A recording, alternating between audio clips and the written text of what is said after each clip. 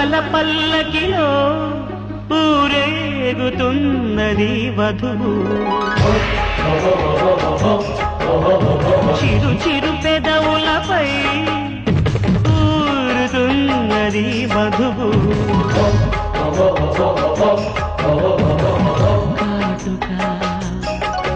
అది నీలి మేఘ చారిక తిలకమా గురిపెట్టిన మన్మథ బాణ